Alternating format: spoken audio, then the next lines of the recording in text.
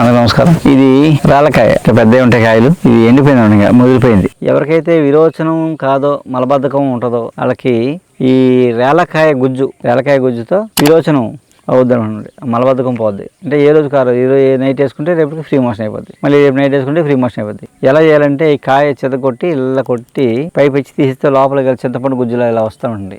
గింజలు ఉంటాయి, గింజలు ఏరియాలి, గింజలు ఉండకూడదు. గింజలు తీసేసుకుని చింతపండులో ఏం చేస్తాం, గింజ తీసేసి చింతపండు అంతా దాచుకుంటాం, ఎలా దాచుకుంటాం అలాగే దీన్ని గింజలు తీసేసి చింతపండు లాగా ఎండబెట్టేస్తే ఎండిపోయి ఎలా అనేస్తే మెత్తగా అయిపోద్ది, మైనంలాగా అయిపోయి చిన్న శనగ ఉండలు చేసుకోవాలన్నమాట. చిన్నవి నల్లగా అవుతాయి, చిన్న నల్ల ఉండలు తీసి సీసాలో ఉంచుకోవచ్చు, చాలా కాలం ఉంటాయి, పాడవు. రోజు నైట్ ఒకటి వేసుకుంటే పొద్దున్నకి ఫ్రీ మోషన్ అయిపోతుంది అనమాట. ఇలా చిన్న మాత్రలు శనగ మాత్రలు చేసుకుని దాచుకోవచ్చు.